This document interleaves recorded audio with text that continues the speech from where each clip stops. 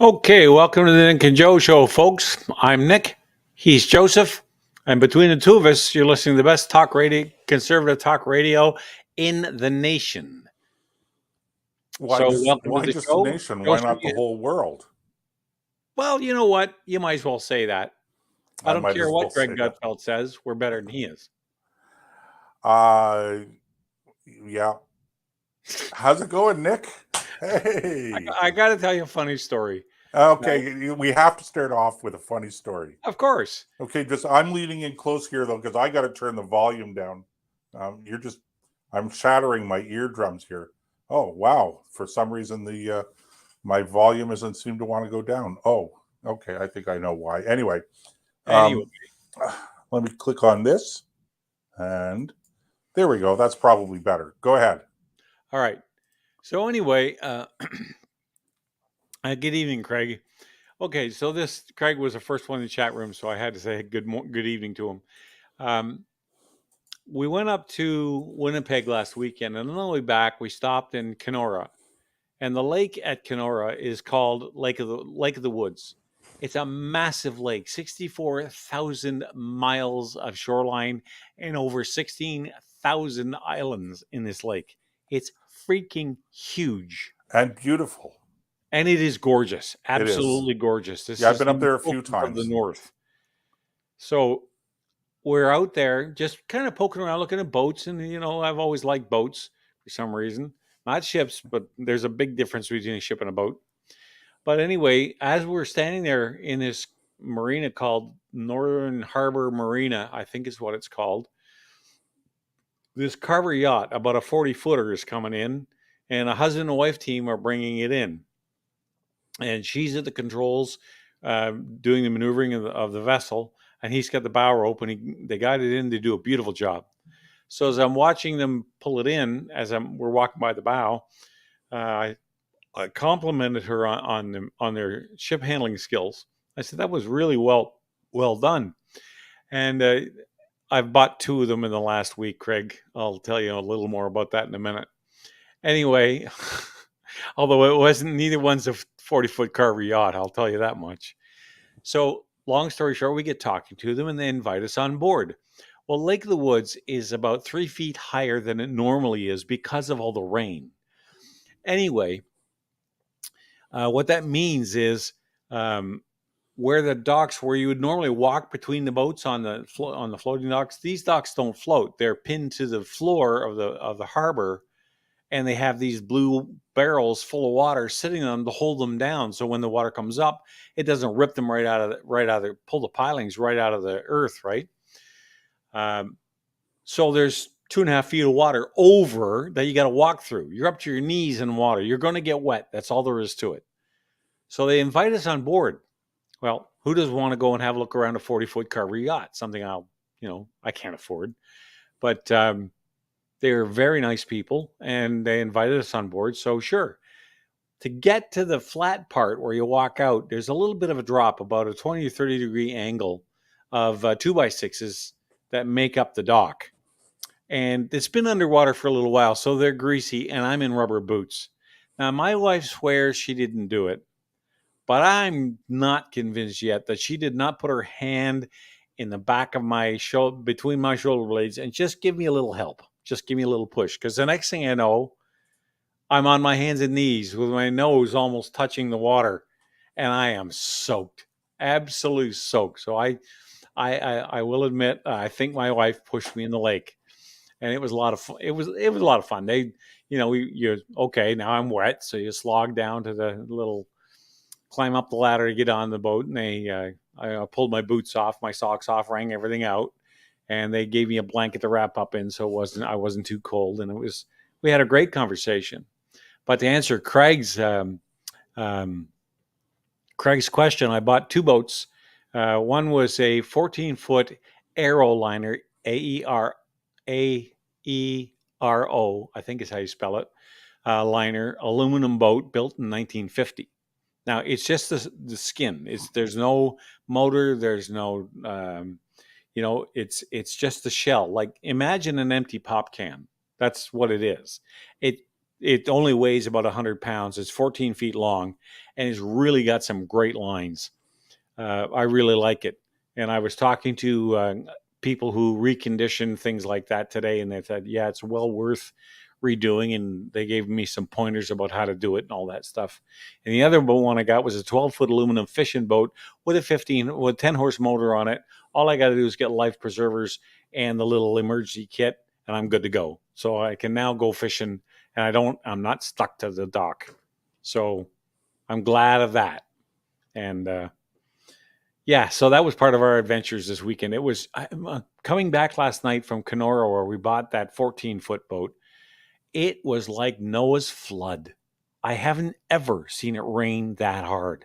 Went on for 45 minutes driving back from Kenora to Sioux Lookout.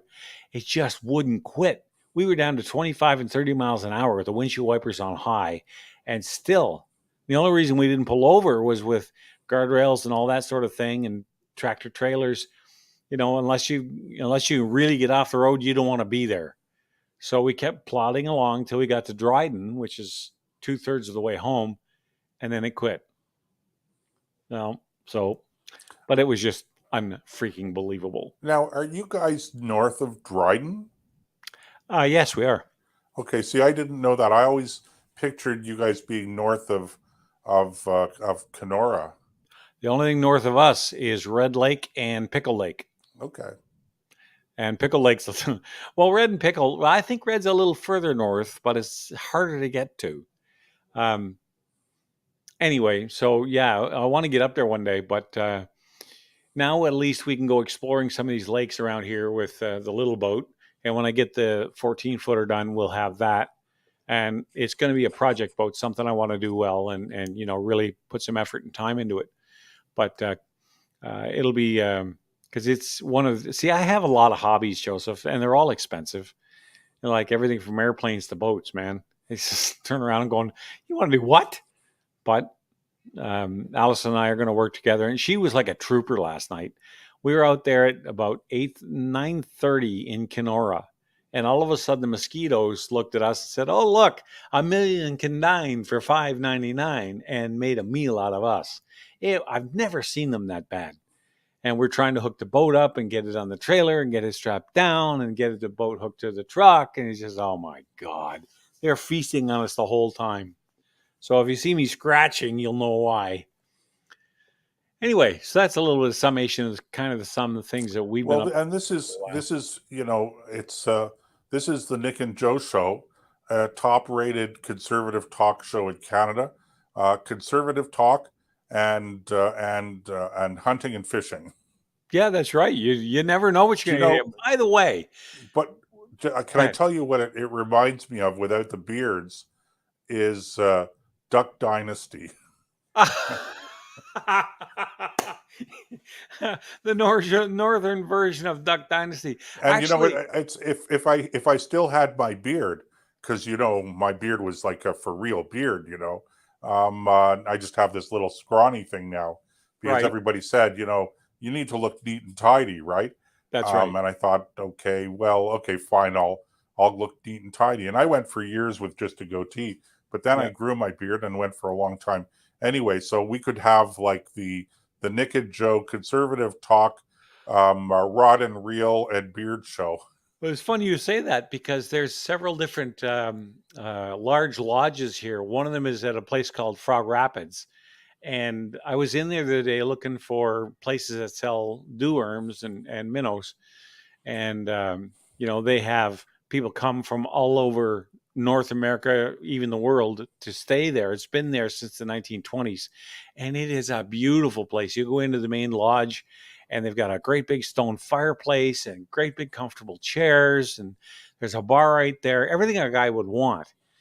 And I had in my mind the idea of maybe doing a podcast with them about, if you're coming up to the lodge, what's the experience going to be like, and what do you need to bring with you? Because they're always looking for more customers, right? To replace ones that, a lot of them are generational though. They come up for decades. Right. Well, as they die off, you have to have somebody replace them. Right. But so that has kind of crossed my mind, or get in touch with a local sports shop here and do have them sponsor it, and we do it out in that great big wonderful. Hey, why not? And I would say that that's a pretty conservative thing to do as well. Just a little bit of free enterprise, a little bit of advertising, a Yep. little bit of telling people what you're all about. And Yep. while you're talking about lodges, I can't let the occasion pass without doing a plug for our friend up in Churchill, Manitoba, Yes. Lazy Bear Expeditions. If you Well, want to do whale watching, or if you want to go out and watch the polar bears, which are not endangered. Okay, all right. Listen to me carefully. Not endangered. not even They have close. an epidemic of polar bears That's right. up there, I and just read what Craig read. Craig wrote, he said, "I'll grow a beard if I can join you." Okay, Craig, here's the deal. You grow a beard and you find um, Frogs Rapids Fishing Lodge, and you can come up and join us. all right. Enough fun. We have Yeah, to get serious. There are a few serious issues that we there have to are. talk about, Nick. Now, first of all, and some of them are American, but they have consequences and implications across the board. Uh, the White House this week, when was it? This week or the other day? Let's just say recently. Recently is a good August 3rd is the day this is published. Okay, that's today. Hot damn, it is. It Okay, so sure is. today, let me just share with you a couple of paragraphs of the statement. Now, this comes to us from our friends over at Post Media, um, uh, and they have this story. In Wednesday's White House press conference, Press Secretary Jen Psaki called out the Supreme Court's June overturning of Roe v. Wade as unconstitutional. Now, this is the Supreme Court rules, okay? And the White House is saying the Supreme Court got it wrong. It's unconstitutional what the Supreme Court did. No, to me, this is backwards. The Supreme Court is the one who decides what legislation is constitutional and was not. And that works the same either side of the border, whether you're in Canada or the United States. That's what the Supreme Court, that's why they call it the Supreme Court, because they're the ones that have the final say on whether a law is constitutional or not. That's why these judges are appointed there. Anyway, from day one, when the Supreme Court made this extreme decision to take away a constitutional right. Now, I want to stop there because I defy anybody to show me where the right to an abortion is enshrined anywhere, never mind just the United States Constitution. Where is it written in stone? Where is it written on parchment?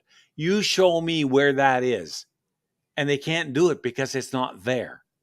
Anyway, a right, they're talking about a right, an unconstitutional action by them, a right that was around for almost 50 years, which is total bunk. There is no right.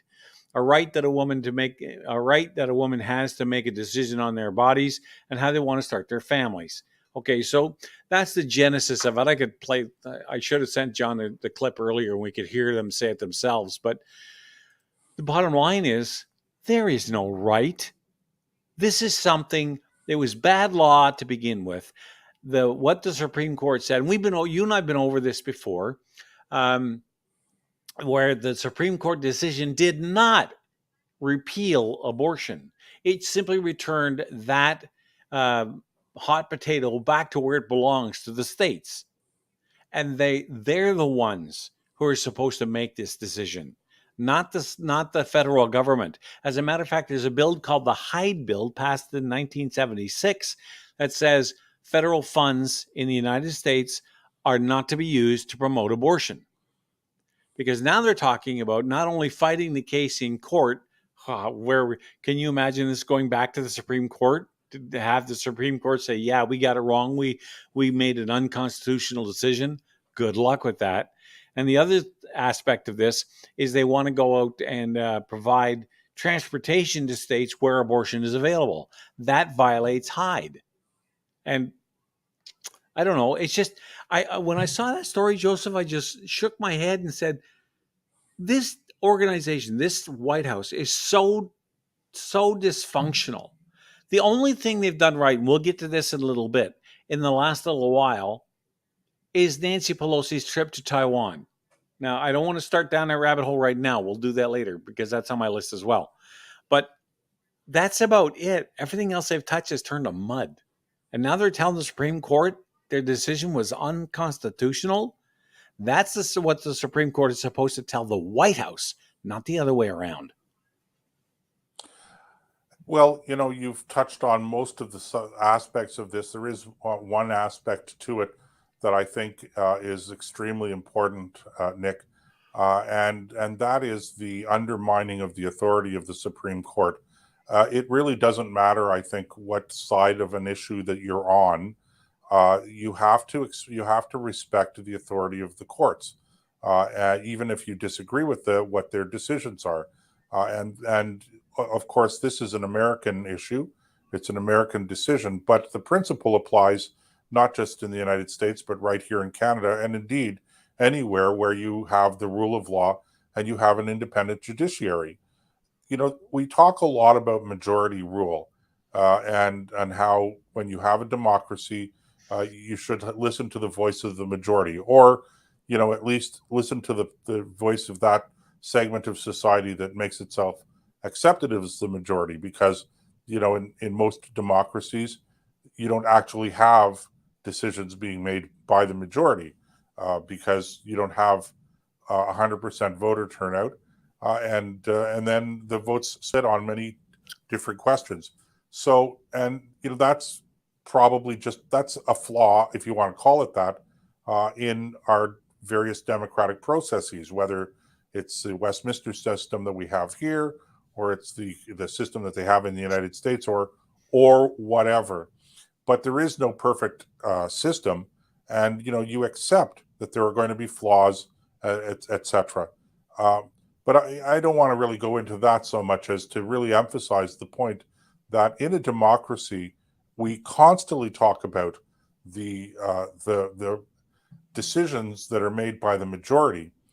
What we tend to forget is that when you lose an election, that there's a certain amount of accepting the fact that you've lost, and that the people have made a decision.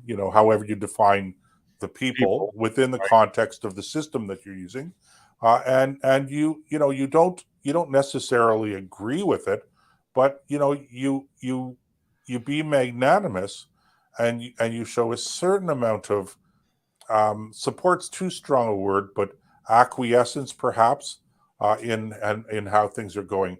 And that's especially so when you're talking about an institution like an independent judiciary, and ultimately a Supreme Court. You know, Everybody's talking in the States about Donald Trump and January 3rd and his supposed leading a supposed insurrection. Yeah. And everybody on the left in particular is up in arms over it. Okay.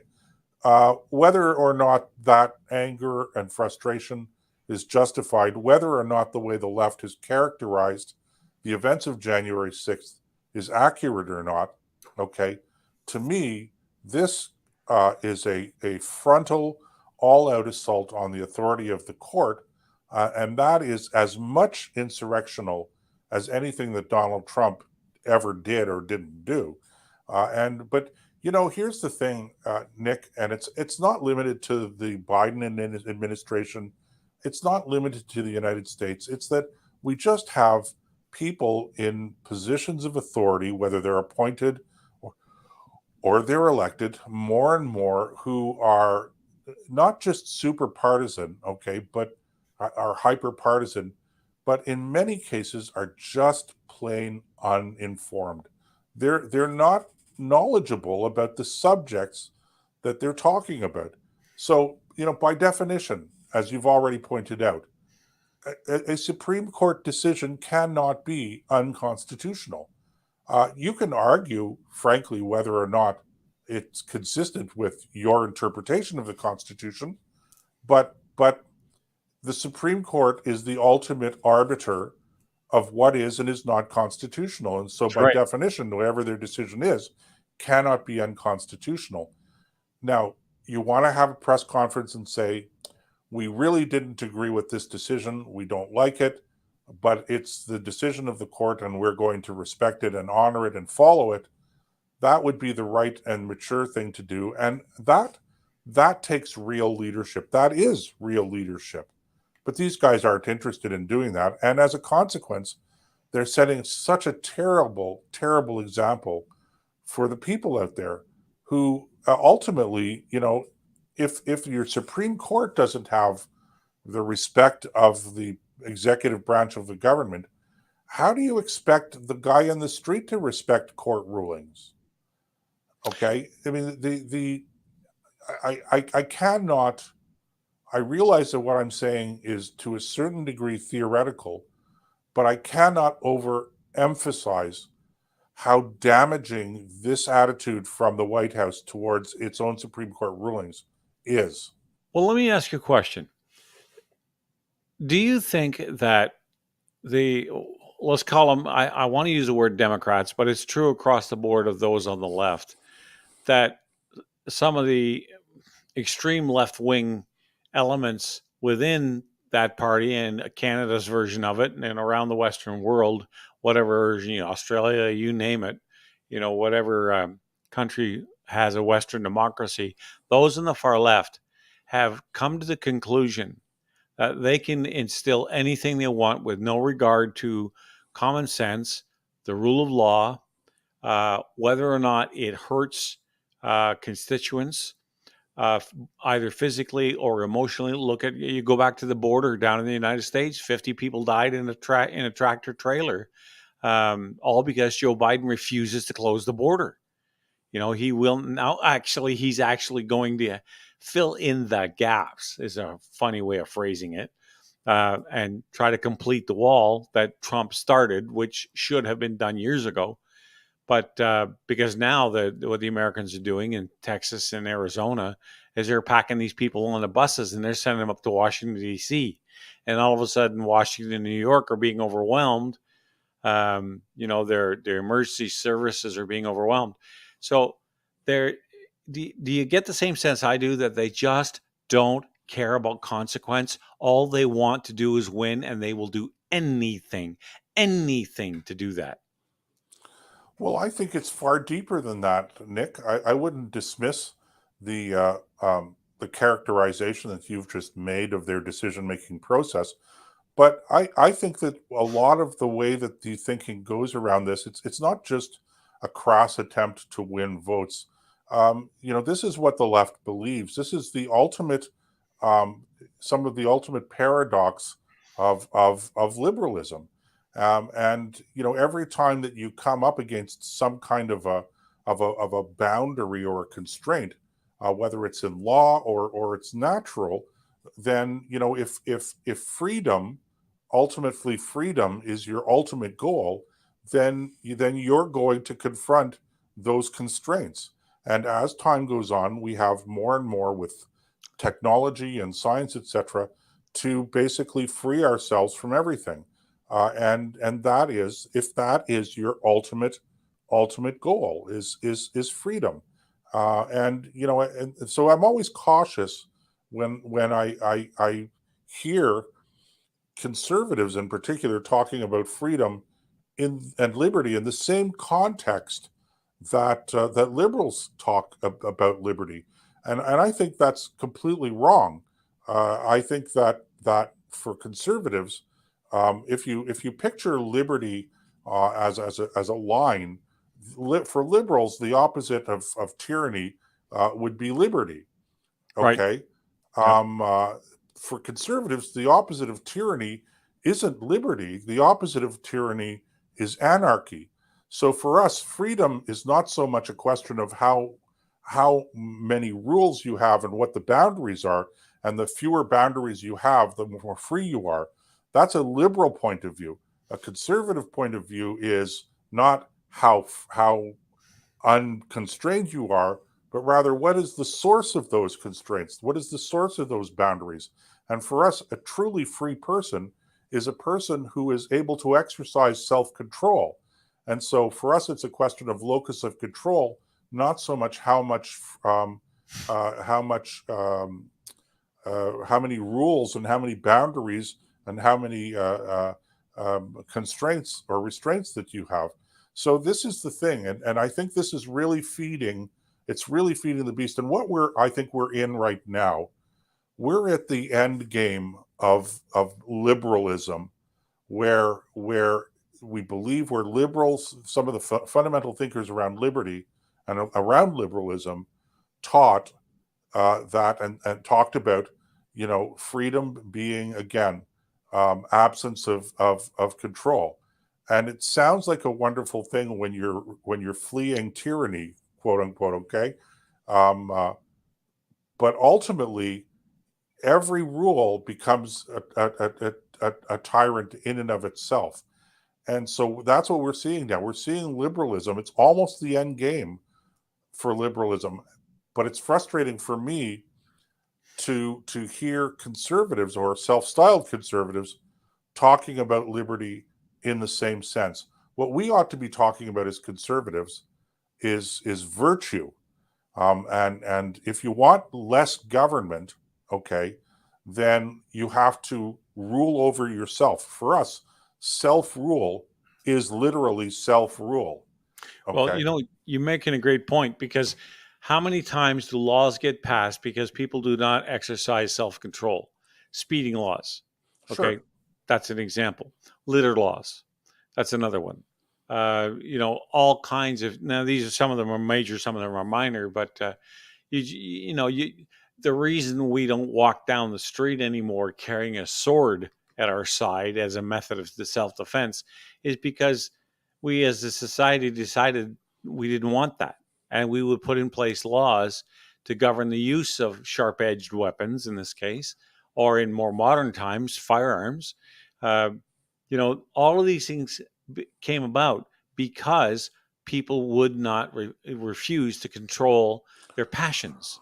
Or in many cases, we had laws on the books that were there because they were consistent with what our social attitudes and our ideas were as a society and what the constraints were that already pre-existed the law. So the True. law was really more of a reflection in Oh, many yeah. cases of what we already believed was right and wrong. And Right. a good example of this is why don't I steal? I don't steal because it's wrong. I it's, Not because I it's don't against I the don't law. I don't refuse to steal because it's against the law. But more and more, you hear this as well. Okay, a fundamental confusion, Nick, between the term legal and the terms legal and illegal, and the terms right or wrong. And so people will say, "Well, it's there's nothing wrong with doing it." On a number of things. Well, no, it may be legal, but there are many things that are legal that are still wrong, Right. and legal. The line between legal and illegal is just the line between it's pretty bad behavior, but it's not quite bad enough that we're going to punish you for it. Fair enough. I mean, that's Oh, that's what the line of legal and illegal is. But now it's become people think of themselves, well, hey, um, uh, drugs, going out and buying hard drugs or any drugs and smoking up, and that is it's legal, so it's okay. No, it's not okay. It's wrong. yeah. And unfortunately, we get into this whole debate about whether it should be legal or not. And we conservatives, we fall for that trap. Okay. And I would like to hear people say, this is what I would like. I would like to hear conservative politicians, let's take abortion because you were talking about Roe versus Wade before. You know what I'd like? I'd like to hear conservative politicians get on the soapbox and say, let's not have a debate about whether it's legal or illegal. Separate question. Let's all at least accept the fact that we can agree that abortion is wrong. And at a minimum, abortion is in every case is a tragedy. Okay, is it a crime in the legal sense? That's a separate debate. Okay, but it's wrong. Okay, Now and what? and but we never talk about right and wrong anymore. No, no, that went out the window a long time ago. Speaking of right and wrong, it's time. It's time for us to take a break. But before I do, I want to give a nod to Terry Toll. He's been posting some pretty funny stuff. He says his latest is breaking. Trudeau is now the moderator for the conservative debate. I can just imagine how that would go. All right. With that said, you guys stick around. We'll be right back with more on the Nick and Joe Show right after this. We all know that climate change is real. But with countries like China and India failing to do their part, what Canadians need now more than ever is a Made in Canada climate.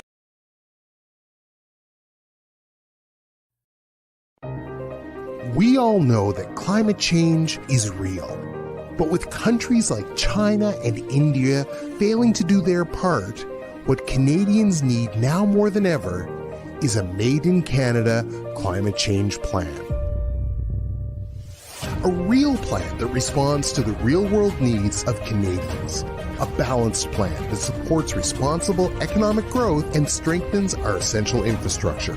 A responsible plan that protects our natural environment and ensures that all Canadians enjoy the blessings of clean air, clean land, and clean water for generations to come. It's time for Canadian politicians to show real leadership in the world, putting partisanship and ideology aside.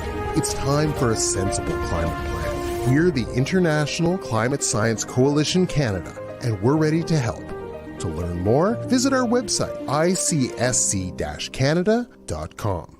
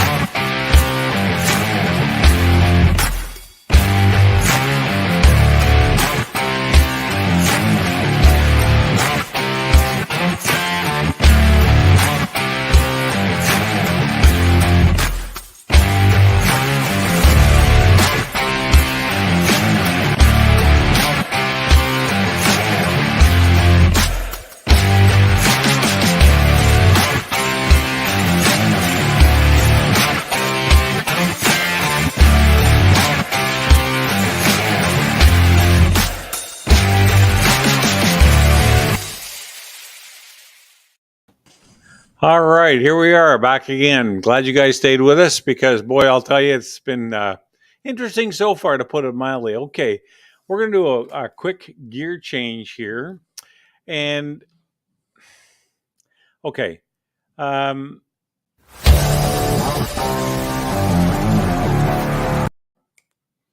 Last week, I talked about how I'm sick and tired of the apology fetish that seems to be gripping the nation. Now, I found this is from the National Post. Where is it now? Let me scroll up to the top. There it is. A specific form, this is the headline, a specific form, and it is dated July 31st. So it's relatively new. A specific form of anti-black racism. Scholars want Canadian apology for race slavery. Okay, I'll share you a couple paragraphs and then we'll dig into this. More than a year after Canada proclaimed August 1st as Emancipation Day, Black leaders and scholars are renewing their calls for Ottawa to make a formal apology for the country's history of slavery and its intergenerational harms.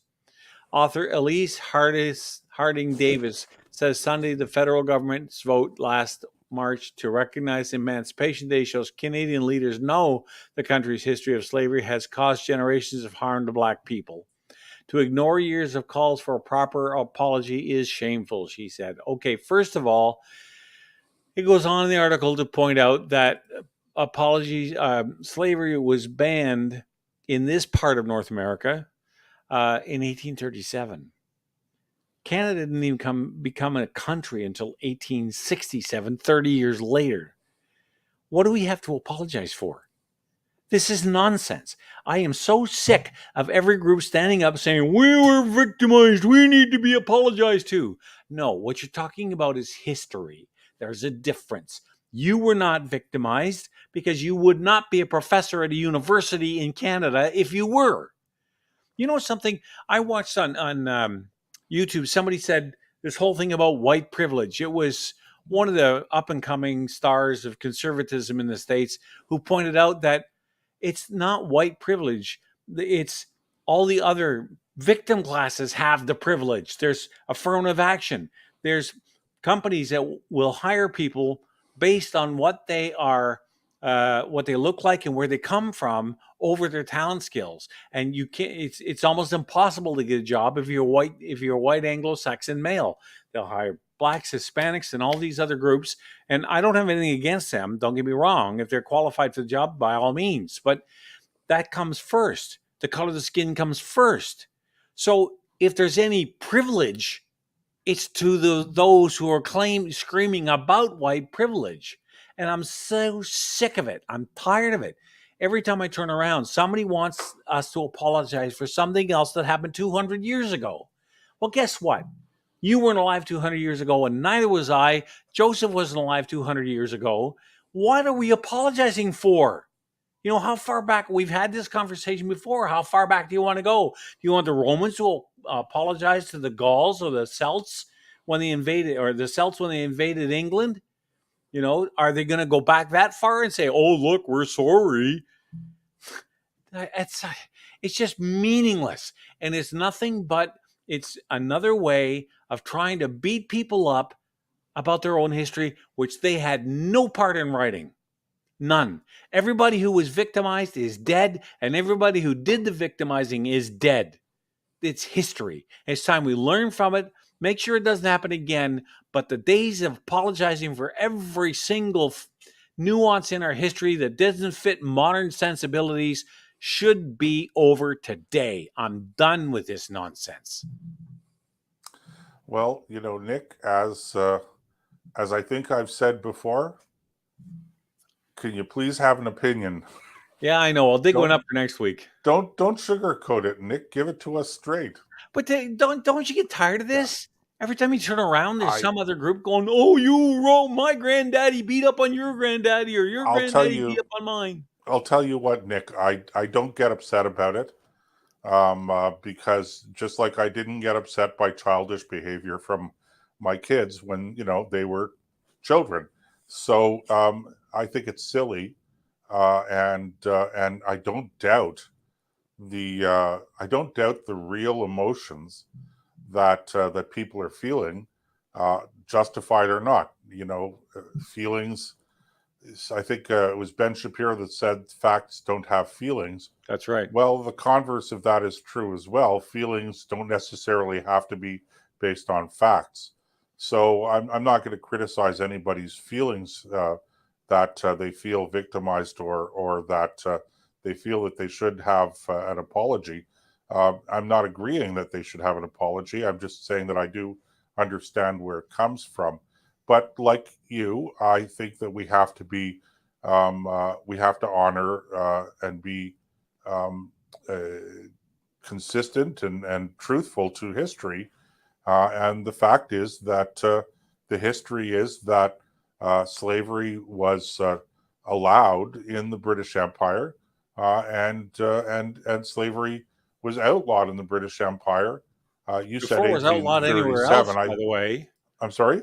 Before it was outlawed anywhere else, by the way. Well, it's interesting. I don't recall the year that slavery was declared, the slave trade was declared illegal, but the slave trade in the British Empire was declared illegal many years before slavery itself was outlawed. So it's like slavery, almost the ownership of slaves, was also as kind of grandfathered, to use the modern political term. But you're quite right. Slavery was outlawed in the late 1830s throughout the British Empire, well before Canada was even a country. So I suppose that if you're looking for an apology, then the proper place to look for it would be the Parliament of Great Britain, or of the United Kingdom, which was where these laws were made and where the policies were promulgated, not here in Canada. Now, I do have something to say a little bit more about this, and this is the whole thing about, slavery and stuff like that. And, I hear this quite a bit, and from time to time, I like to remind my listeners or the people that I'm interacting with that you know, while, and we're talking more in the modern sense, but you know, while your parents or your grandparents or maybe even your great grandparents were having to suffer the indignity of perhaps sitting at the back of the bus 75 years ago or 80 years ago or 60 years ago or whatever, my father and his brothers and sisters and his parents and his aunts and uncles and what have you were actually real slaves. If they were lucky, if they were unlucky, they were being shot and killed back in Europe. But you know, we look at the Holocaust and we think about gas chambers and all this stuff, but we forget about the hundreds of thousands of Jews, and not just Jews, but principally Jews, who were actually enslaved for years. They were slave laborers. Long before you got to the Okay. death camps. Yeah, even before, well before the Well, who do death you think camps. built the Atlantic So, Wall? I'm sorry? Who do you think built the Atlantic Wall? Oh, right, during the war. Sure. Right. It was Rommel they were used slaves. slave labor. So it's not a new thing, and you know, and all I could say is that, you know, my people went through it as well, and you know, and here's the other thing, okay, that I don't talk about very much, not for any other reason, but a lot of people don't know this, but as it happens, okay, so that was on my father's side. On my mother's side, my mother was Métis. So, you know, if I wanted to apply for my Métis card, I could get it. So the point is, when it comes to a history of discrimination and abuse and slavery, I don't actually take a back seat to anyone. You know what? When it comes to, just to finish the thought, sorry to interrupt you, Nick, but just to finish the thought, I do have to say this, okay, and that is, when it comes to stuff like slavery in the 1800s, etc., all I have to do is say, you know, it was a bad thing. It shouldn't have happened, but it wasn't me, and it wasn't my family, certainly, and frankly, it wasn't, not you, Nick, but it wasn't you, the people who are out there looking for an apology. You know what? So again, I understand where they're coming from. Okay, I understand the emotion, but I think that also at some point in time you have to try to rise above that as well. Well, I think if you really get down to it, in all honesty, every race on the planet has been enslaved and persecuted at one point or another. I don't know, maybe. Look at what the English did to the Irish during the Irish potato famine. You know, that's just one example. Then you've got the pirates of Barbary raiding North American. That's where the U.S. Marines come from. That's why they talk about it in their theme song, from the from the halls of Montezuma to the shores of Tripoli. That's where that all comes from. They were fighting piracy on the high seas that would enslave white people and sell them into slavery. Then you've got black on black. Then you've got, you know, natives. Look, in North America took slaves all the time when they were at war with each other. And if you want to get right down to it, Nick, we still have a slave trade today. Okay, we still have human trafficking. We call it by a different name, but there are people who are kidnapped, taken prisoner, and sold as sex slaves around in that. And this is one of the reasons why, you know, I'm very circumspect when it comes to the idea of relaxing anti-prostitution laws, because our prostitution, the sex trade, is absolutely inundated by illegal activity. Oh yeah, and you know, there's that term, illegal, wrong activity. Okay, that is not going to be mitigated by legalizing and registering, you know, licensing prostitutes. All you end up doing in that case is you end up driving the illegal stuff, the bad stuff, even further underground, by making it cheaper and making it more accessible.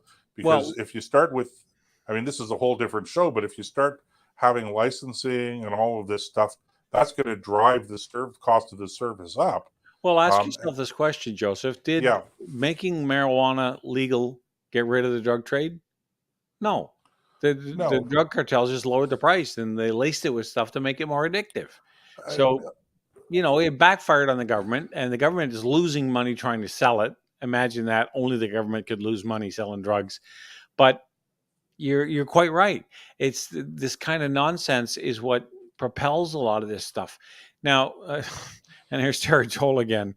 Why can't we give these people clean drinking vodka? He's talking about when you mentioned that you were Métis and what could get your card. Uh, well, Terry, believe me, they have their own sources.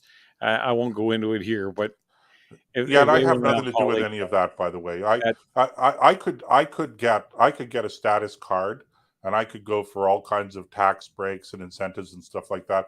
I just don't believe in them. Okay, I'm perfectly happy making my own way without having to rely on my fellow citizen to give me any kind of assistance. and you know something? One of the most heartbreaking things, because and look, up here in northwestern Ontario, you see a lot of it where you see there's a vibrant Native community that is prosperous, that is hardworking, that is uh, all the things you want from. You can't ask them anymore. They take care of their own families. They have that attitude that I'll look after myself. I don't need anybody to do that unless I'm in really desperate straits.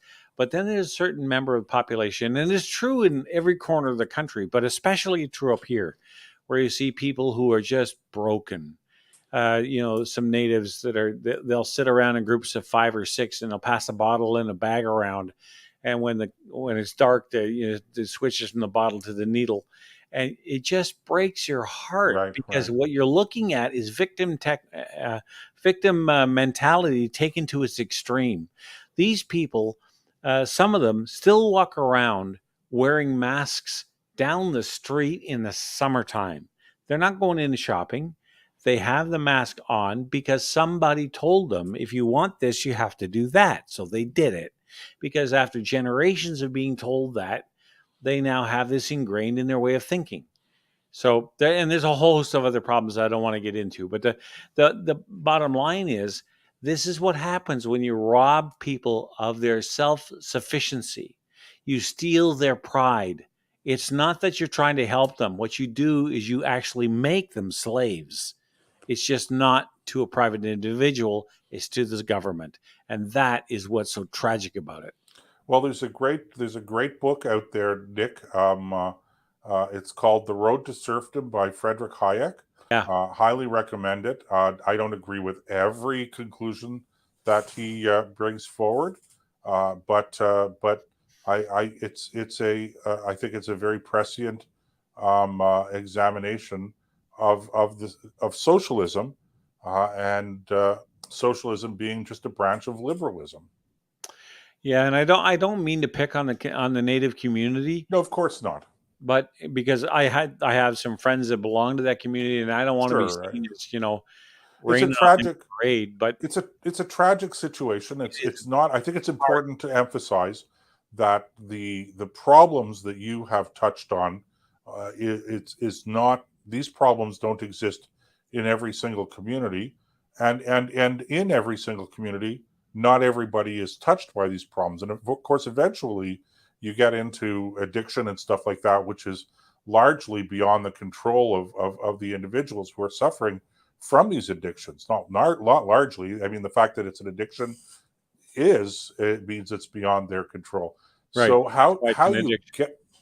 get there and how you get back away from it is it's extremely complicated. I'd have to say that speaking for myself, I don't have all of the answers to that, but I do think that you're touching on something very important at a minimum, and that is that you have to allow people to develop some degree of self-reliance Hmm. and to have the self-respect that comes from that. And I think that that's a minimum. And look, everybody needs a hand in their lives from time to time. But the worst place that you could go for a helping hand, I think, is the government, because it's too bureaucratic, it's too unconcerned, and Well, it's too big and monolithic. It can't respond yeah, fast enough. And the people that you deal with, they're punching the clock. It's 9 to 5, right? There's no after hours. There's none. Let me give you an example of something positive. We just had the Blueberry Festival up here, and the blueberries this year are just incredible. Allison and I have been out picking blueberries, and they're sweet. They're wonderful. There's plenty of blueberries this year. But every year, they have a blueberry festival here in town. So the native community came out and they put up some bouncy castles, and they invited people from the community to come in, and a bunch of other businesses did some other things too to go along with that. And it was a Sounds great lovely. day. It really was. People really enjoyed themselves. They got out and they participated. The weather was a little cool and overcast and windy, but kids didn't care. They don't care. So there is there is a certain flicker within the community that has not been extinguished by this victimology. As hard as they've tried to kill it from the governmental point of view, and I lay the blame at the feet of the government, making it too easy to dip into that trough. Because let's face it, if somebody say, look, there's $1,000 here for you if you want it, sooner or later, most people are going to go, well, I could use new windows or maybe fix something, and you dip into it. Now, once you've done it, it's like being a mule for a drug company. Once you've done it once, you're kind of caught. Yeah, it's and again, coming back to what we were talking about in the last segment, that is, the definition of freedom and liberty. The truly free person is the person who not only is able to rule over themselves and govern their own passions and their own appetites, but also the person who's responsible for themselves. If you're not responsible for yourself, if everybody else is responsible for you, whether you're speaking historically or in the present day in terms of what benefits you're getting or anything like that, then, are you really a free person? Are you free, okay, just because you can get up in the morning and essentially do whatever you want to do? Well, that's not real freedom if, in fact, you're just dependent. You're still dependent on the largesse of society and in particular of the state. And a state that has no soul, that is indifferent to you as an individual. There is no personal connection. That's just the nature of what government is. And so, if you're relying on government one way or the other, and in this day and age, most of all of us to a degree are you truly free? So it's not just a question of it's not even mainly a question of what government rules there are that you have to follow, that you ought not to be able to ought not to have to follow because they're silly rules or anything like that. You have to be able to be independent, self-sufficient, and most important of all, you have to be able to rule over yourself. You have to know how to say no to yourself. This is where we have, first of all, I want to encourage Craig. He's saying friends and neighbors up in Calabogie are encouraging him to run for town council. I'm giving it serious. Go for it. Go for it. It'll be an experience whether you win or lose. You'll get insights. Joseph's done it. He's thrown his hat in the ring here in Ottawa or there in Ottawa. And I want to congratulate him for having the courage to do that. So by all means, I would suggest go as one term as a councillor first, so you know how the game is played, and you'll be seeing a lot of nepotism in these small counties. But you're going to have to learn how to work the system to affect any amount of change. But by all means, go for it, Craig. Anyway, all that whole conversation we had came from this idea of this apology fetish that we seem to have, and everybody they're tripping all over themselves, demanding apologies from either the government or the church or you name it. And nobody there are, going back to the Pope's visit, he had some things to say about it later. I don't necessarily agree with his take on it. But since he's not speaking in the chair of Peter, I don't have to agree with it. But nobody ever said to the government or the other denominations, where's your apology? Because it wasn't just the church that ran it. So we have this ongoing self-flagellation about apologies and how everybody has to be apologized to. Well, you know what I want to know is where is the apology for me, from the government for me for all these apologies they're making? Because I'm sick to death of it. Oh dear, Nick, I apologize. Yeah, I know. On behalf of Canada and Canadians. That means a lot, Joseph. You have no idea. It means more than if Trudeau said it, I'll tell you that. Nick, I apologize not just on behalf of today's Canadians, but Canadians who are no longer with us and Canadians who are not even born yet.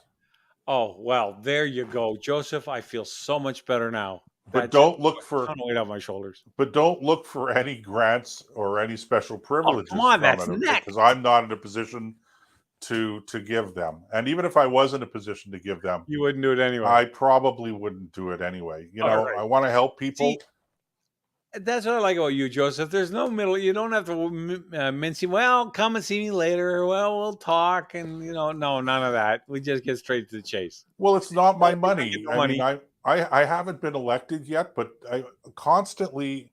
I remember, just briefly before we go for a break, I remember I was on. I attended a meeting at City Hall in Ottawa about when they were putting in the GPS announcements of bus stops on buses. God, yes, I remember that. There was a whole debate about it, and they were spending, millions of dollars doing this, and it was very funny because I was taking the bus when my office was downtown, so I would take the bus. And in the evening, I would take the bus coming home. And it was really beautiful because I could grab an express bus from downtown and it would take me right out to near my place, which, of course, none of that happens anymore, but that's a separate topic. But I remember we were coming to this bus stop and the GPS announced that we were stopped at Ivy Lee, which was actually the next bus stop, right? And as I was getting off, I told the driver, I said, that's announcing the wrong bus stop. And he said to me, yeah, I know. I've been telling them that for months. They're not, I don't know why they can't fix it, but it hadn't been fixed yet. But just getting back to this meeting at City Hall, when they were debating all of this stuff, and there were problems with it. And then there was the question of, should they be doing this by computer or, because remember what the computer announcement replaced, Nick, was the bus driver announcing, because the bus driver had a little microphone sticking on one of those what do they call it, goosenecks, and he just pushed a button while he was coming to the stop, and he'd announce the stop, and they were trying to make me believe that was somehow dangerous. Okay, and we had to spend money. So anyway, I was talking to one of the counselors at the time. This is a number of years ago, and she listened to me and she said, you're making some good points, but it's only X number of dollars, okay? Which worked out to, I don't know, $1 per citizen or something like that, or I don't know. And I said to her, don't you get it? It doesn't matter how much it costs or doesn't cost. That's not the issue. It's not your money, okay? It's not your money. It's taxpayers' money. I think that's what Margaret Thatcher liked to say. There's no such thing as public money. All right. There's only taxpayers' money. And so, yes, sometimes you have to spend the money. And that's what you're elected for, to make decisions. I get it. Right. Okay. Yep. But you always have to have in front of you this idea. Remember, it's not your money that you're spending. It's other people's money that you're spending. Well, with that said, it's top of the hour, so we'll take a couple of minutes and go refresh our beverages. And if you want to grab a snack, now's a good time to do it. We encourage all of you to try out this new video link that John's been posting. We'll be able to see you if you want to join the chat. We can bring you in and that kind of thing. Or if you just want to sit and participate that way, you can certainly do that. And of course, there's always comments in the chat room, which has been busy as a beehive tonight. And it's been really some interesting comments. I wish I could comment on them all, but anyway. So just because we don't say anything about what you're posting doesn't mean you're not hearing it. All right, with that, we'll take a break. Joseph and I will be right back after this on the Nick and Night at the Nick and Joe on the Nick and Joe show. Right after this. We all know that climate change is real.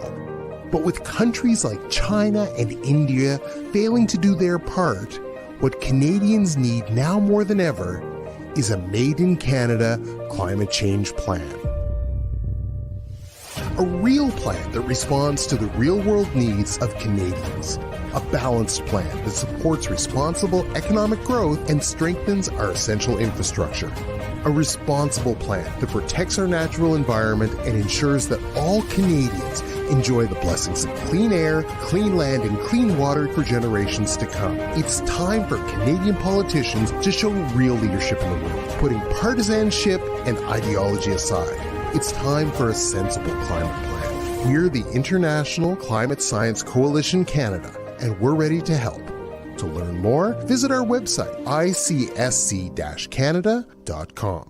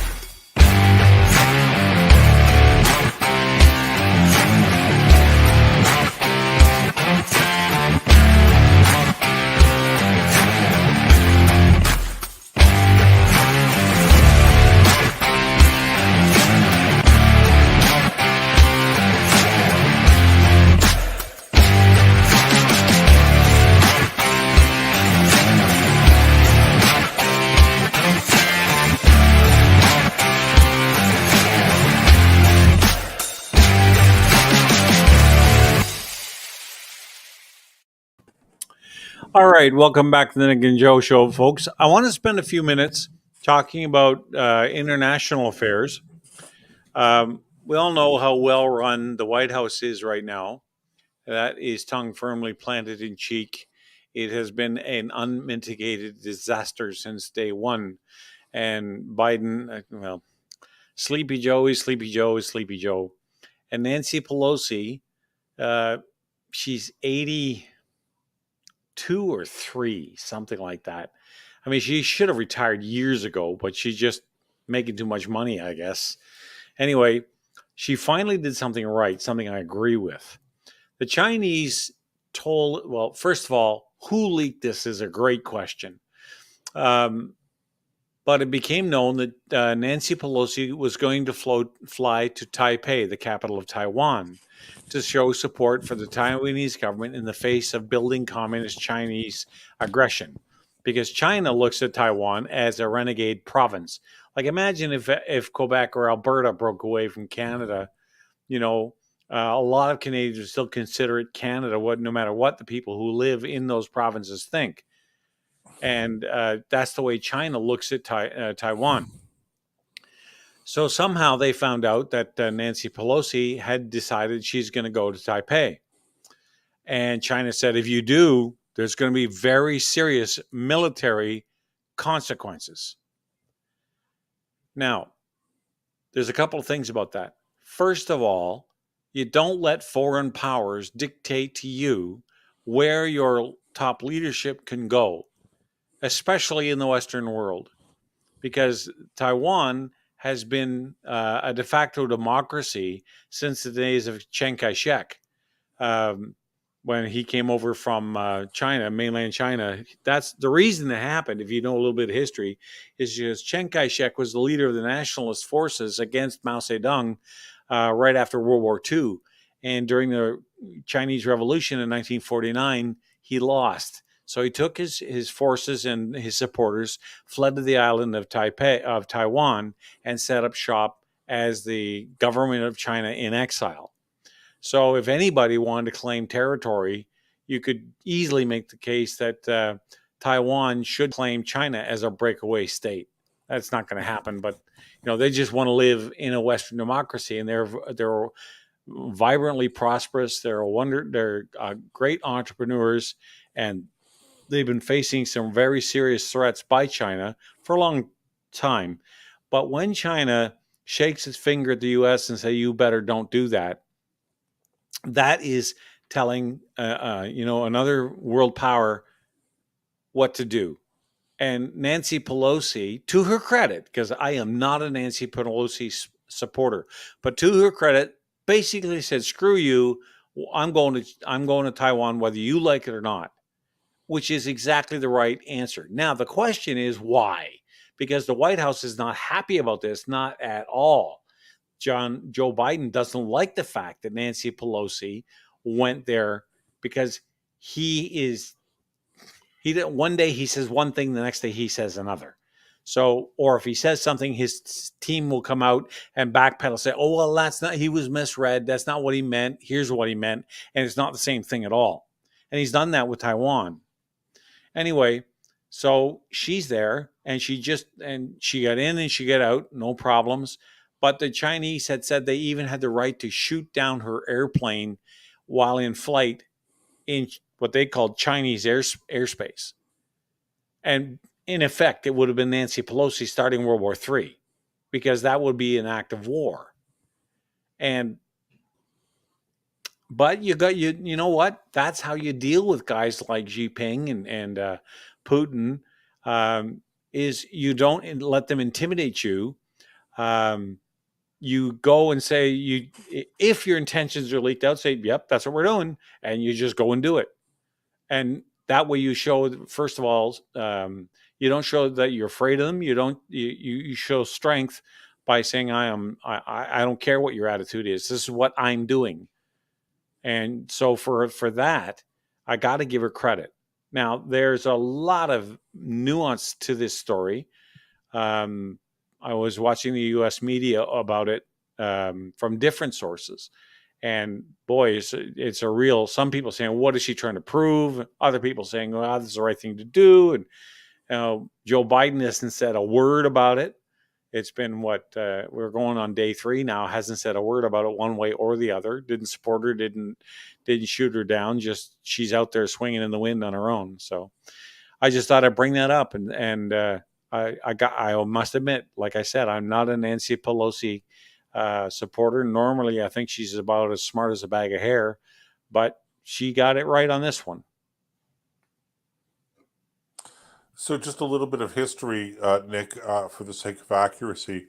Well, first of all, interestingly, the term or the name for the island when Chiang Kai-shek fled there with the remnant of his forces in 1949 was Formosa.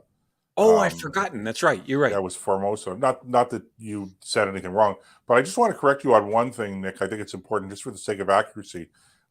Taiwan wasn't actually a democracy until, and I can't remember the year. I want to say it was into the 1980s before they actually had democratic elections there. Really? But I thought it was older than that. But what it's nobody voted for Chiang Kai-shek, and nobody voted him out of office. So they had it's like South Korea. South Korea also was not a democracy, even though we supported them. But we supported them in the West largely because they were anti-communist. Yeah. And there was never a threat to the West or to any of their neighbors posed by the South Koreans prior to the Korean War in 1950, or Taiwan, even if they weren't true democracies. Whereas there was always a threat of expansion by the Chinese communists, and of course the Soviets post World War II as well. And so the support for Chiang Kai-shek and for most of Taiwan originated not so much because of their Western democratic values, but rather because they were a part of the bulwark, the network of containment, if you will, that was erected around the communist world to halt their expansion into their neighboring countries at the time. And Taiwan was regarded for many, many years by the Americans as the true China, the legitimate China. Right. And the government in Taiwan was treated as the government in exile of China. And it was Nixon actually who reversed that policy. I remember that trip. He went to Beijing. China and met with Mao Zedong, who was still around at that time, and decided to switch the recognition of the legitimate government of China from Taiwan to Peking, or as people say now, Beijing. Right. Taipei being by the way, not Taiwan, but Taipei being the capital city of Taiwan. Oh, Taiwan, yeah. So a lot of different things, but I think that I don't know why Pelosi did this. She certainly is not running for higher office in the United States, although it's worth. I think it's worth keeping in mind that Nancy Pelosi is actually the third in line of succession to the president. Terrifying. So there's the president, then there's the vice president, and then there's the speaker of the House of Representatives, who, if the president and the vice president are not able to discharge their duties, their constitutional duties. So, there are scenarios where Nancy Pelosi, without ever being elected president, could end up president. But I didn't know she was in her 80s, but I knew she was quite elderly. And it doesn't surprise me to learn that she's in her 80s. So she's not aspiring. She's not aiming for higher office. So, but the suggestion is that I think there's got to be some sort of a political angle to this. Well, there a lot of people are saying that this could be her swan song, like her big finale before she retires. And she's made a lot of money out of China. The other thing is, there are those who are saying she went to to Taiwan to deflect attention away from her husband's DUI charge, I think it is. Maybe. Or he got, yeah. So look, I don't put anything past these people. So it's completely possible. Yeah, Craig, I knew she was in her early 80s. She's 82. She should have retired like 20 years ago. But whether they keep on reelecting. They keep on reelecting her. This is the thing. Why? Right? I don't get it. Well, you ever watch any of her speeches? She's from California, though. Maybe that says it all. I don't know. Yeah, maybe. Well, they get what they deserve, I guess. They get the government they deserve. Anyway, the point is that whether she did it to deflect attention away from her husband's legal problems, or whether she did it because she actually, in her history, if you look back through it, has been someone who's not afraid to stand up for human rights, however you define that. She does. That's one thing you can say about Nancy Pelosi. She's not afraid of doing that. Now, as far as the rest of it is concerned, she's an utter basket case. But in this case, whether she did it for altruistic reasons or legal reasons, at least she did it. And I think that was what matters here. The reason she did it almost is secondary. The fact that she told China, she basically flipped them the bird and now made Xi Jinping, have to wipe egg off his face because he didn't do anything about it. Now, maybe it'll come later. I don't know. But right now, it does not look good on China to make these threats and then get her away scot-free. So we'll see what happens. Yeah, there is an element of brinksmanship here. Mm-hmm. And, once it was announced that she was going to be making the trip, then, I'm not surprised that the Chinese government reacted. And of course, once the Chinese government reacted publicly the way that they reacted, basically bullying, then I don't think that Pelosi had any choice. She had to follow through with her trip. And so, I agree with you, Nick. Give credit where it's due. She could have backed down, but I think that would have been disastrous. And so, good for her for having stood her ground and made the trip. irrespective of what the reasons for laying it on in the first place were. But the Chinese government is emerging as the principal threat to the Western democracies in the world today. So I'm going to say even more so than the Russians, although the Russians have really taken a turn for the worse as well, not just with respect to the war in the Ukraine, but overall, the Russians have become again strategic competitors in the world. But it's the Chinese, I think, that we have to be the most concerned about, and I don't know that we're really prepared to confront them. And one question I think that's always out there is, especially when it comes to Taiwan, is that what are we going to do if the Chinese, mainland Chinese, the communist government in Peking or Beijing, actually does order an invasion of Taiwan? Now, that's not, as we've discussed before, Nick, both on and off the show, that's not an easy thing. Okay, it's an assault of I mean, the Taiwanese army is not insignificant, and they're not unarmed. Okay, so any invasion would It's be going to be costly. a really difficult proposition Yes. exercise, and that's just a straight on invasion. Forget about the fact that this would have to be an invasion over hundreds of miles of water, and so that in itself poses great challenges. Is the mainland Chinese armed forces are they prepared, trained, equipped sufficiently to do that kind of an invasion, whether amphibious or through the air? I don't know, but the bigger question is, do they believe?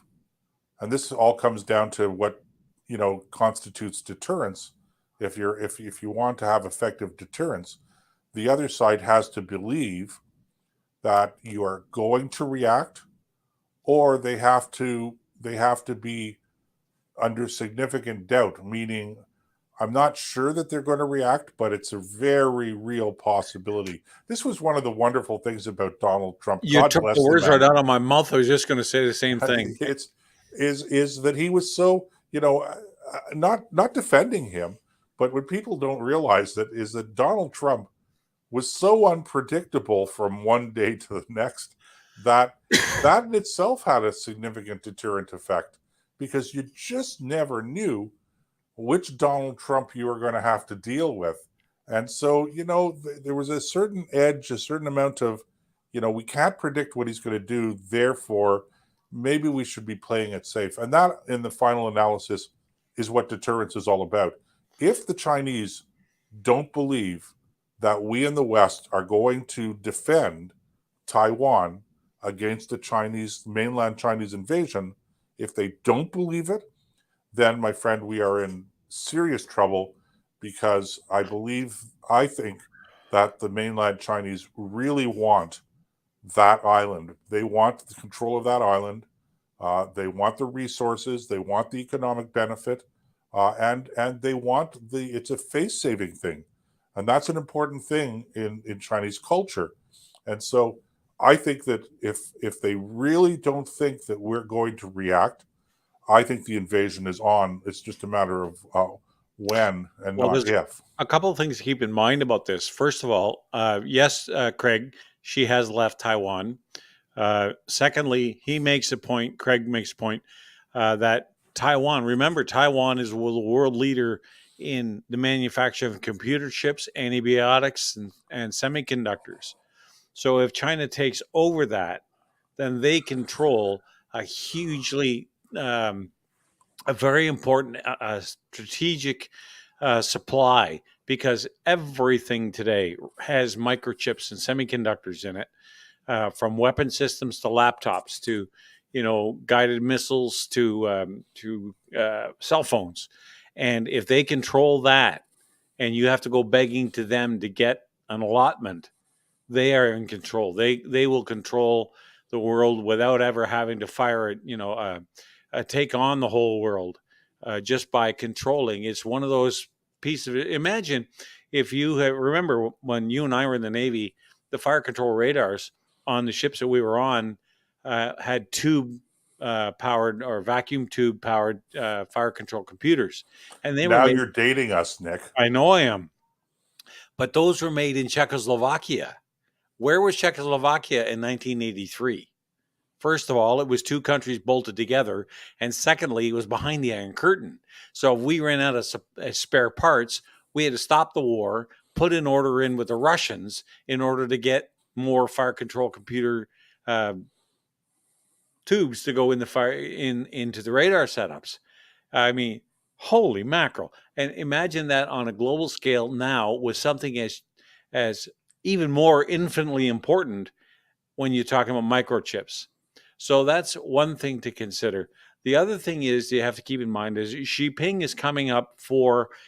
He wants to ask I don't know what they call their parliament in China, the National Assembly. Let's call it.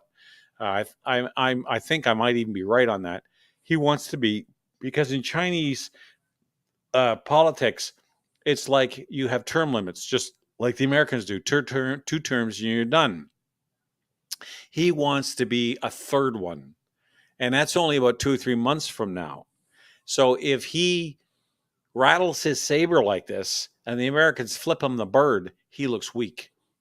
And he does not want to look weak because he won't get his third term. And he's 75. So there is no, the future for him is now or never. So that plays a lot of internal Chinese politics plays into it as well. Yeah, and those are all reasons to be concerned. But I think probably the biggest reason to be concerned at this point in time is still the war in Eastern Europe between the Russians and the Ukrainians.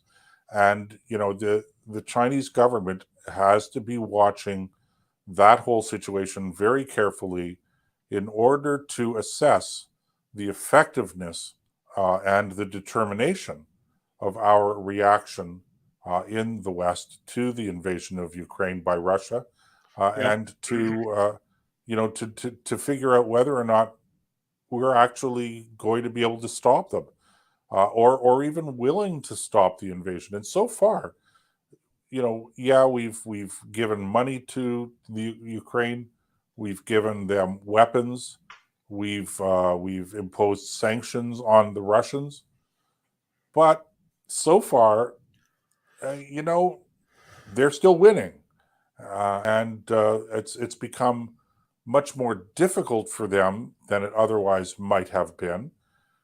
But I think it's a serious question whether or not that extra difficulty is the consequence of the measures that we've taken in the West, or simply the raw deterioration that existed in the Russian forces prior to the invasion. Probably more likely a combination of the two, but I'm not really sure, how you weigh it out, which is the more significant contributing factor to the fact that they haven't been able to secure a victory in that particular war quickly as I think they thought they would. I think you need to remember there's a very old adage amongst generals, and it says amateurs worry about tactics, professionals worry about logistics. And the longer this goes, the more of a logistic fight this becomes. Who can resupply? Who can rotate in fresh troops and take out, broken up units and reformulate them and all that stuff? And while Russia certainly is still the big dog on the hill in Ukraine, Ukraine's tenacity is what's really causing the problem and dragging this out and straining the Russian supply system. The Ukrainians are under strain too. Don't get me wrong. I'm not saying it's all one-sided by any stretch. And Russia could still use World War II tactics. That's what they're doing now. They shell the town to rubble, then they shell it again. They make the rubble jump, and then they send in the troops to clean up anything that's left. That's the way they're fighting now. They've just gone back to Joseph Stalin tactics. But as far as the logistics are concerned, how fast can they replace the ammunition that they're expending? The same thing true with Ukraine. How fast can the West replace what they're using? if we're not going to put boots on the ground, if we're going to provide the cannons and the small arms ammunition and the artillery and things like that, you notice there's been a decline in the prominence of the javelin and of the different shoulder-launched weapon systems taking out Russian armor. Because the Russians are getting, anybody is going to figure out a way to, circumvent those losses. So you're not seeing them as prevalent as they were in the beginning of the war, because that's when the Russians found out, oh, the Ukrainians mean it. They're going to fight. And they had to change the way they do things. So it'll come down to who has the better logistical chain, who's going to win this war. And that's true with every war. And Sure. You can pick any war you want to. If you can't keep your troops fed, supplied, and armed, you're going to lose.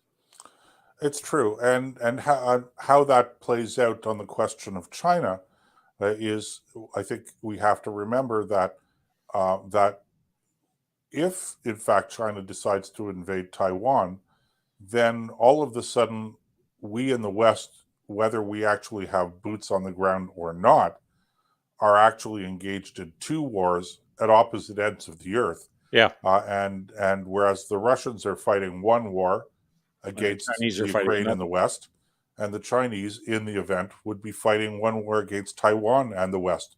So it would sort of be a figurative two-front war that we in the West are engaged in. And the question is, do we have the will? Do we have the capacity to be able to resupply our allies with sufficient speed and strength in order for them to actually take the brunt of the fighting or do the brunt of the fighting? These are open questions. We're not, there is no secret about this. I can pretty much guarantee you that the strategic thinkers in China are asking those questions as well. They're very difficult questions to pose to us. And I am worried that we don't have the kind of answers that are going to readily deter the Chinese.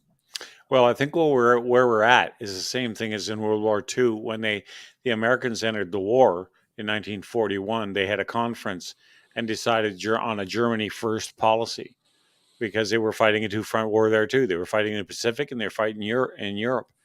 And you can't take on both at the same time. So they had to put that Hitler ahead of Hirohito and defeat him, and then finish off the Japanese. And it's tragic, because it'll really drag the war out if they have to make that choice. But this is what happens when you don't when you think that appeasement works. When you think that you can mollify the Chinese or mollify the Russians and talk them into, if we do this, they'll just like us and everything will be fine. It's the same mistake Neville Chamberlain made. You can't do that. There's a lot of truth in that old saying, peace through strength. If you're the biggest kid in the block and the toughest kid in the block, you can impose peace anywhere you want to. And people will have to respect you. But that's been slowly eroded over the last 30 or 40 years. And the tragedy is somebody's going to pay in blood for this. Yeah, and it's not just a question of imposing peace. It's a question of being strong enough that the bullies on the block are they're afraid. They're not going to take you on. And so, if you're strong enough, then, and presumably you're moral enough that you're not going to use that strength for nefarious purposes, then all is good in the world. But if you're not strong enough, and that again is a concern, it's an invitation to the bullies to be bullies. That's right. With that, we have to take our bottom of the hour break, Joseph. So we'll do that now. You guys stay with us, and we'll be right back with more straight ahead on the Nick and Joe Show right after this. We all know that climate change is real. But with countries like China and India failing to do their part, what Canadians need now more than ever is a Made in Canada climate change plan. A real plan that responds to the real-world needs of Canadians. A balanced plan that supports responsible economic growth and strengthens our essential infrastructure. A responsible plan that protects our natural environment and ensures that all Canadians enjoy the blessings of clean air, clean land, and clean water for generations to come. It's time for Canadian politicians to show real leadership in the world, putting partisanship and ideology aside. It's time for a sensible climate plan. We're the International Climate Science Coalition Canada, and we're ready to help. To learn more, visit our website, icsc-canada.com.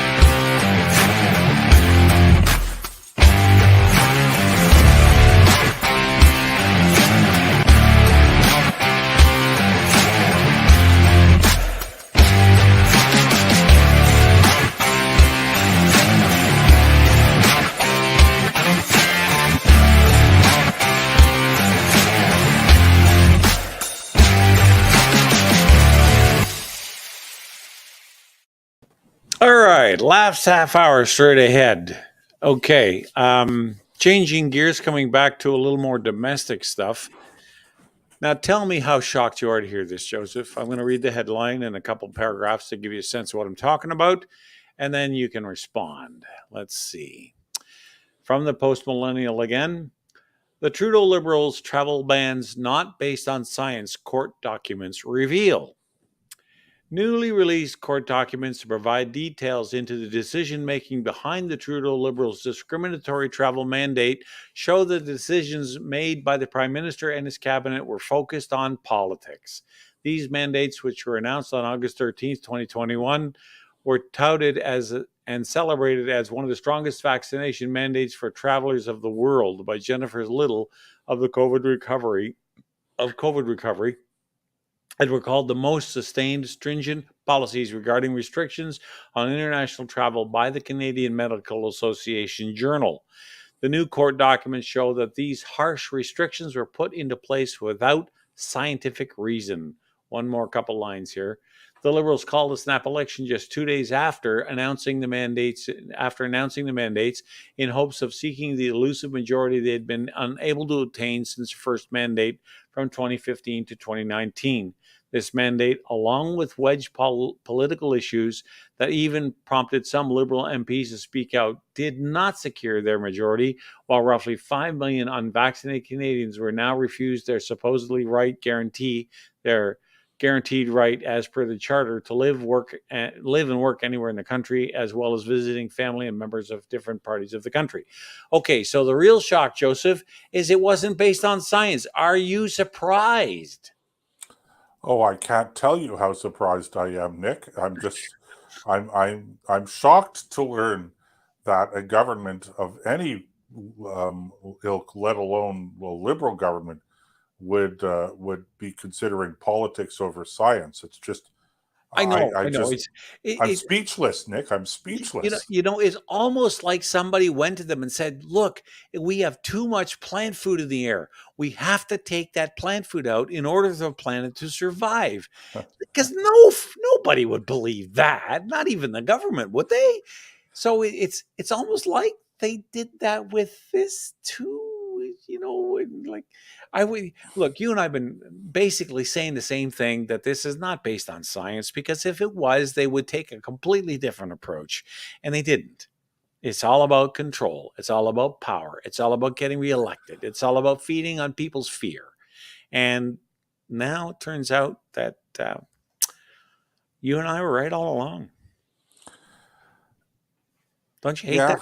Well, it helps a little bit to actually have a basic education in the sciences, something that I understand is just not required anymore in our schools. And so the consequence of that is that people just fall for anything. But I will say this, Nick. I'm a little more sympathetic, if you will.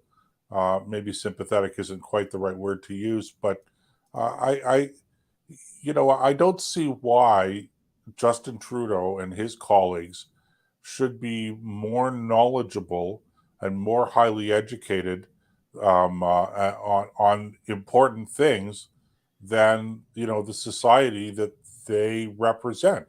Uh, you know, Over the years, I've traveled a lot in different countries, different places, and Right. I have to tell you, Nick, I have yet to come across a country that doesn't, by and large, have precisely the kind of government that reflects the way society is.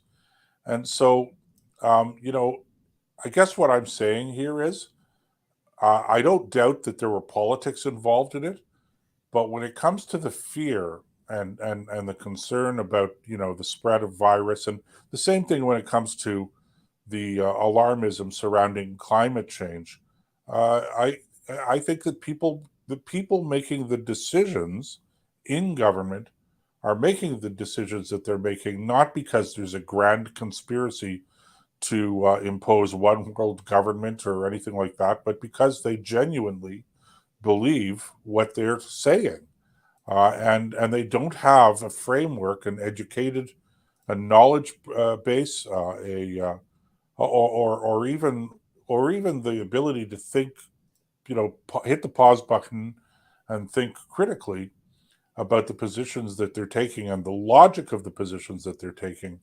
So by and large, the decisions that the government is taking and imposing on people is a reflection of the people in government and their fears, and I have to say largely their lack of knowledge. And I don't care how many university degrees people have. I mean, for pity's sake, I know PhDs that can't write put two sentences together in logical order, and I know you've run into people like that too, Nick. So Hmm. it's and Well, what do you get? What can you get a PhD in nowadays? Gender studies. Okay, well, I don't want to knock gender studies. I don't want anybody to think that I'm being racist or not racist, but you know what's the word I'm looking for here, Nick? Help me out. uh, You know, sensitive. I I just don't see what it is in gender studies that you actually study and what it brings to the advancement of knowledge See, to into me, the human race. gender studies takes about a half an hour. This is a man. This is a woman. This is what makes a man, and this is what makes a woman, and they're Yeah, not the same. Okay, you just study genders. Now go back to work. yeah. That's I not think I what it think is. there's probably a little bit more to it than that, but I still I don't know. So It's what you're saying then is these people are not incompetent. They're they're idiots. they're not idiots. They're ignorant. They've never Okay, been taught. ignorant. It's So they're like they're either ignorant or incompetent. I think that it's largely ignorance, and when you don't understand, and especially when you start getting into a lot of the science around some of these issues, okay, um, sometimes what you think is actually the truth is actually what we would call counterintuitive. Right. For instance, who would think, if carbon dioxide is a pollution, which it's not, but how do you know that it's not a pollution? Well, we know because we learned it. We learned that carbon dioxide is essential for plant life through photosynthesis. Now, you go to the average high school student today, and I dare say, go to the average university student today and ask them to explain the process of photosynthesis, Good luck. and I'm not sure that they would have even heard of it. And Well, so, when you have that kind of lack of basic scientific knowledge, basic knowledge of how the world around us works.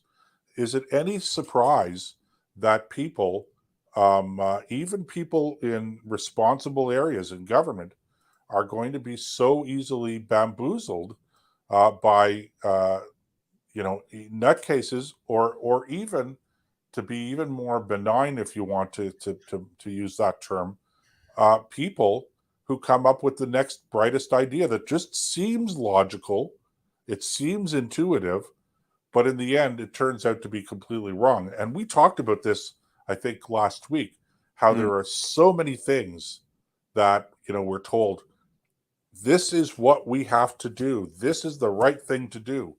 And so, the government steps in and it imposes a whole new way of doing things, of looking at things, of reacting to whatever it is, okay, whatever the policy is, only 3 or 4 or 5 years later to come back with the same argument for something different, without anybody actually stopping and thinking and saying, what you're really saying is that 3 years ago, when you were telling us it was urgent and we had to follow this change, whatever it happens to be. Yeah, it was math curriculum. Okay, it was math we were talking about. Right. But it turns out that I guess we were wrong.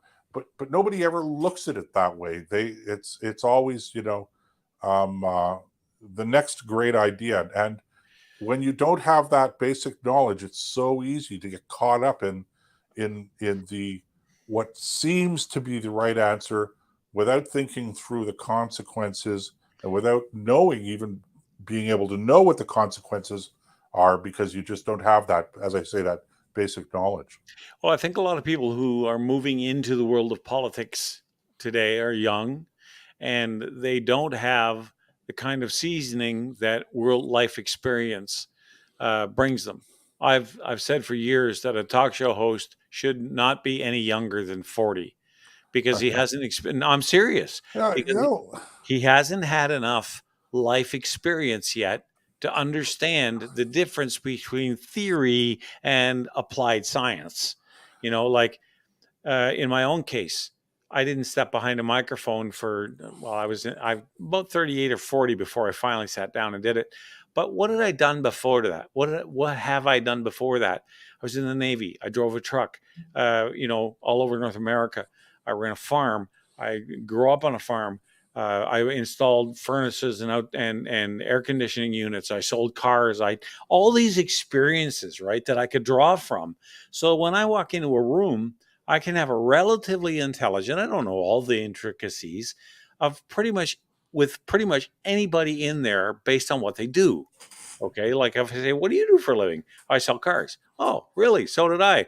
Or just instead of saying, so did I, you could say, so, what kind of experiences have you encountered? Which ones are the best that you really enjoyed, and which ones were hard? Or if somebody says, I'm a plumber.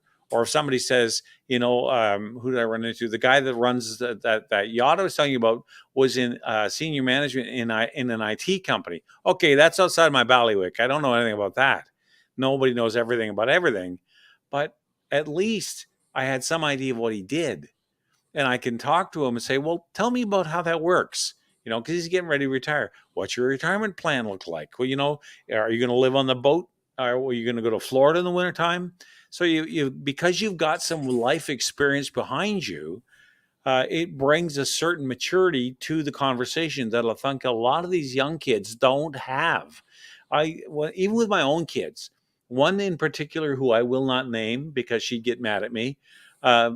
She has all the answers, but no life experience. So when I tell her, look, it doesn't work that way. It sounds good. It might even taste good, but it ain't good because this and this and this and this, because I've been through this, and it's taking her a while to realize this is why parents slowly become smarter once you get out of your teenage years. How often I've heard that, when I was 14, Dad was the dumbest man on earth. Time I was 30, he was one of the smartest I've ever met. Because they grow up. I remember having that conversation with my dad. I came home from basic training. I was working with him when he was running a siding business.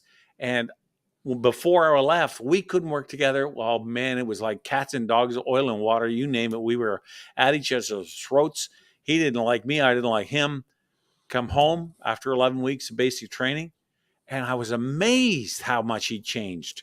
We could work together. Everything made sense. It was logical. And I told him that. I said, "You're so much easier to work with now. What happened? You've changed." And he laughed and he looked at me and said, "Do you think I'm the one that changed?" So anyway, that's just a little, but I think that's what's really lacking in a lot of these things. Instead of taking a few young people and moving them in with some mentors into any particular position, whether it's politics or a world of finance or in the blue collar trades, whatever it is, that's the whole reason for mentorship in the first place, is to give them some seasoning so they understand that, well, they taught us it this way in school, but real life says, yeah. It's like when I used to teach kids how to drive, drive cars for a living. I would say to them, okay, here's what the ministry wants you to know to pass your exam. What do you mean? Well, the ministry, this is how you have to drive according to the ministry. The day after you get your license, you can drive like a normal human being. But until then, this is what you have to do. This is a standard you're required to meet. And if you meet it, you'll get your license. If you don't, you won't, no matter how good a driver you are. So I think there's a lot of that going on today, and we're paying the price for it because way too many people in politics are way too young. Well, I don't know that it's just an age thing, Nick. But I think that the age, maturity. I think that age and maturity does have an impact. Let's talk for a minute about climate change and whether or not we should be regarding the changing climate as an emergency. And what I'm starting to say is, engaging in the climate panic, right? First of all, I remind people that I'm not a climate change denier. I'm not even a climate change skeptic. The climate changes. If there was no such thing as climate change, I wouldn't be able to talk to you right now, Nick, because I'd be buried under 2 or 3 kilometers of glacial ice here in Ottawa. So yeah, climate change is real, and it does occur naturally. When it comes to the question of whether or not human activity is accelerating climate change, I'm a lot more circumspect about that. Because I have some scientific questions around it, because I do understand some of the basic science that's being argued by those who think that there's an emergency. But more importantly, and this is where the age factor comes in, unlike, people who are in their 20s right now who have grown up on a diet of dire warnings about climate change. Well, the first that I heard about climate change was over 40 years ago. And at that time, predictions of an imminent cataclysmic rise in the sea levels was being touted as well.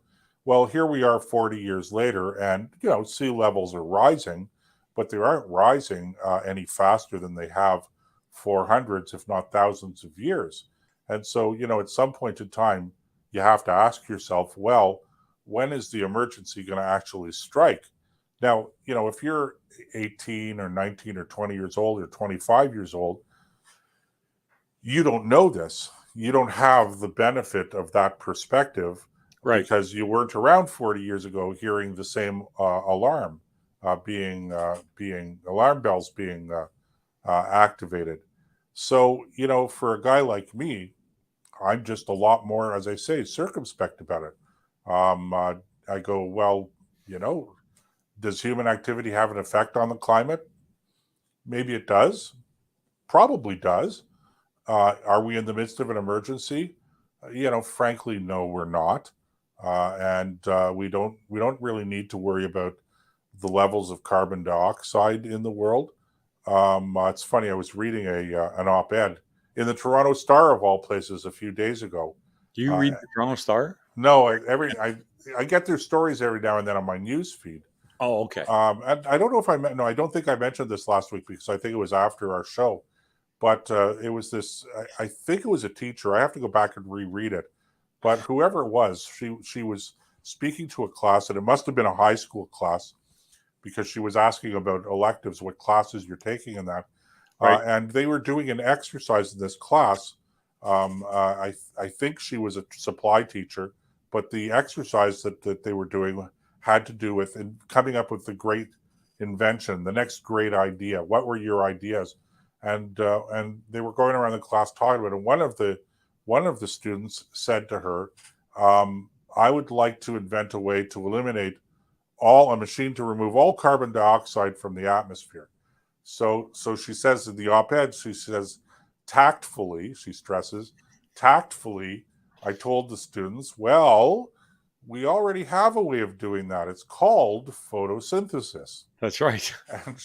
And she says the entire class was stared at her blankly. So she asked, she said, how many of you take biology? And nobody put their hands up. And so she said, well, how many of you are taking chemistry? And nobody put their hands up. So then she said, well, what classes don't you have to take sciences? What classes are you all taking that you all have to take? And they all said, English. We have to take English.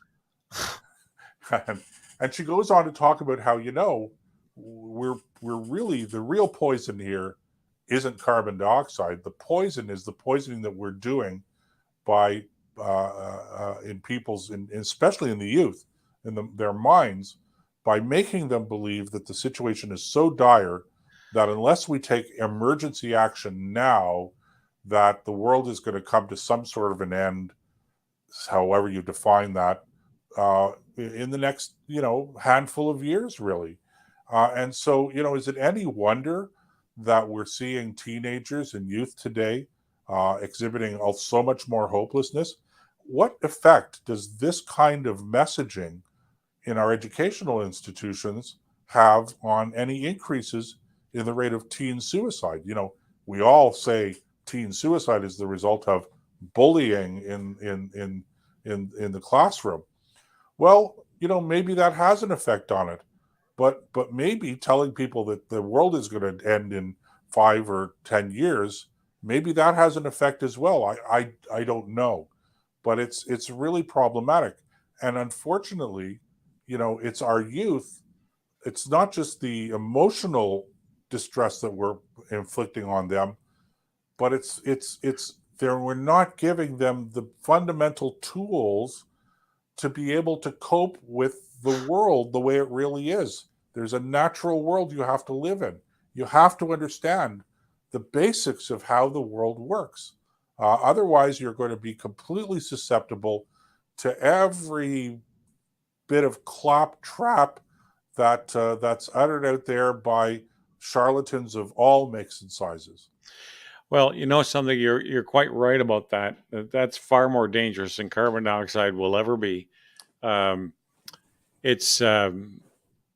It really is tragic that these kids are being denied a sound education in the fundamentals.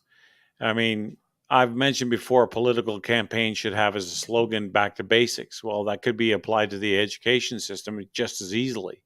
Instead of teaching them how to hug a tree, why not teach them how it works?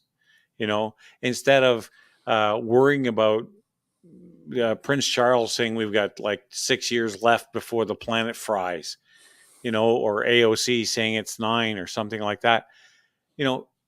Leave all that outside the classroom. Just teach the math, the science, I hated chemistry in high school, but I learned a lot. Okay. I learned about balancing equations, and I learned about the different molecular weights and what the periodic table was all about. And it's how I knew that this whole thing about the ozone layer and Freon 12, remember that? How that was not possible for Freon 12 to be the problem, because Freon 12 is heavier than air. How do I know that? Because Freon's a heavier element than nitrogen or hydrogen or oxygen. So it can't float, it sinks. Same thing with chlorine gas, because they said, oh, well, chlorine does 32 times as much damage. Yeah, but it's on the ground. It's not in the air. So this is where I think the real tragedy is. Within our education system, we have concentrated on completely the wrong things. If I was DeSantis, or if I was given the power to be king for a day, I would throw out all the gender studies. I would get rid of all the political science in that stuff and leave that for post-secondary if the kids want to go into it. The first and foremost thing they have to learn is how to add, read, the basic sciences, history, and some geography. Make it the core 5. Sure.